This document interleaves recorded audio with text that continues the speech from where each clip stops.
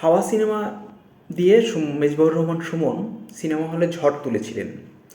আর রৈদের trailer দেখে মনে হইল এবার তিনি রৈদ উঠাবেন।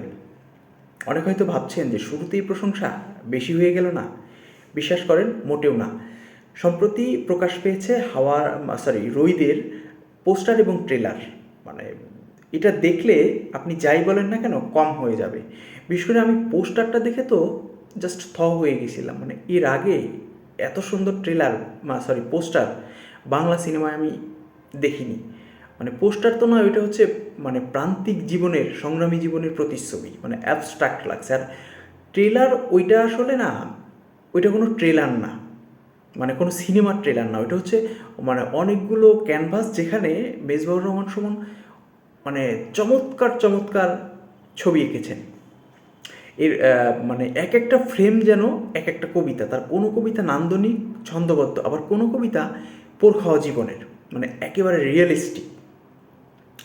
বিশেষ করে হচ্ছে মানে রোদ ঝকঝকে কাশফুল, তারপরে হচ্ছে একপাল গরুর লড়াই, ওই রাতে উৎসবে হচ্ছে ওই নাচ গান, এই প্রত্যেকটা জিনিস এত জীবন্তভাবে উঠে এসেছে। মানে বাংলা সিনেমার ট্রেলার যে এরকম হতে পারে আমি ভাবি নাই, মানে এরকম কখনো দেখিও নাই। এর আগে যেমন মানে এই দক্ষিণী ছাপযুক্ত সিনেমাগুলোর ট্রেলার দেখেছি, বাট দেশীয় বিষয় আসায় যে এত ওয়াইড ফ্রেমে দেখা যাবে সিরিয়াসলি আমি ভাবি নাই। যেমন রাতের অন্ধকারে যখন ঘরবাড়ি আগুন জ্বালিয়ে দেওয়া হয়, ওই দৃশ্যে দেখবেন অন্ধকারে মানে আগুনের আলোতে মানুষজন দেখা যাচ্ছে, আবার কোনো দৃশ্যে কুয়াশার অস্তিত্ব এত নিখুঁত বলার মতো না। এই সিনেমাটায় গন্ধম ফল, আদম হাওয়া, এরকম কিছু ব্যাপার স্যাপার আছে। যেমন মেজবাহুর রহমান সুমনের হাওয়া সিনেমায় মনসামঙ্গল এরকম কিছু বিষয় আসায় ছিল, বাট আমার কাছে ওগুলো মাথা ব্যথা না। আমি মুগ্ধ হয়েছি এই সিনেমার প্রান্তিক জনগোষ্ঠীর জীবন, খেটে খাওয়া নরনারীর পুড়ে যাওয়া ত্বক, মুখমণ্ডল, শরীর, এগুলো যে জীবন্তভাবে তুলে ধরা হয়েছে সেগুলো দেখে। এবার কথা বলবো সিনেমার পাত্রপাত্রী নিয়ে। মোস্তাফিজুর নূর ইমরান দারুণ অভিনেতা। আমি তার কাইজার দেখেছি, তারপরে হচ্ছে তার দেখেছি কি বলে মহানগর দেখেছি, রঙিলা কিতাব দেখেছি, ফেউ দেখেছি। প্রত্যেকটাই তিনি ভালো করেছেন, কিন্তু আমার কাছে মনে হয়েছে তিনি ওই শহরে আধুনিক চরিত্রগুলোর চেয়ে তিনি আরবান ক্যারেক্টারগুলো ভালো করেন। যেমন রঙিলা কিতাব, ফেউয়ে তার যে রকম ক্যারেক্টার ছিল, এই রোহিতের ক্যারেক্টারটাও ওই রকমই আর কি। মানে ওখানে তিনি অ্যাগ্রেসিভ ছিলেন, এখানে তা না, বাট প্রান্তিক জনগোষ্ঠী। এই এই ক্যারেক্টারটা মানে এখানে ট্রেলারে যেটা দেখলাম তাকে এমনভাবে প্রেজেন্ট করা হয়েছে, নিঃসন্দেহে দারুণ। একই কথা বলবো হচ্ছে নাজিফা তুষির ক্ষেত্রেও।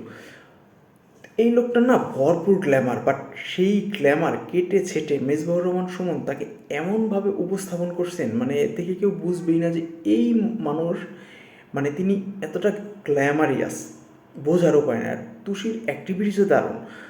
চরিত্রটা মাথা খারাপ, এবং তার যে কাজ কারবার তিনি করছেন ট্রেলারে, আমার নিজেরই মাথা খারাপ হয়ে গেছে। বিশেষ করে যে কি বেড়াটেরা কিসের ফাঁক দিয়ে যেন হচ্ছে মাথাটা বের করে, সে চুলগুলো নিচে ঝুলতে থাকে, বলে যে কারে যেন বলে যে তুই আমার পিছনে পড়ছিস কেন। মানে ওইটারে না আমার কোনো মানুষ মনে হয় না, আমার মনে হচ্ছে কাঠ কয়লায় আঁকা কোনো ছবি। তো এই চরিত্রটার জন্য নাকি তুষি 6 মাস চুলে শ্যাম্পু করেন নাই, গায়ে শরীরে সরিষার তেল মেখে রোদে বসে থাকতেন ত্বক বার্ন করার জন্য। তো একটা মানুষ একটা ক্যারেক্টারের জন্য যদি এরকম পরিশ্রম করে, তো তিনি তো সফল হবেনই। একই কথা বলবো সুমনের ক্ষেত্রে। এই পরিচালক মানে এই সিনেমার মানে যেখানে শুটিং করেছেন ওই লোকেশনে নাকি 50,000 গাছ লাগাইছেন, এবং ওই জমিটা মালিকের কাছ থেকে নাকি 6 মাসের জন্য লিজ নিছিলেন। মানে একটা মানুষ তার সিনেমার জন্য যদি এরকম সময়, শ্রম, এফোর্ট দেয়, তো তার সিনেমার ট্রেলার আন্তর্জাতিক মানের হবে না তো কার সিনেমার ট্রেলার আন্তর্জাতিক মানের হবে?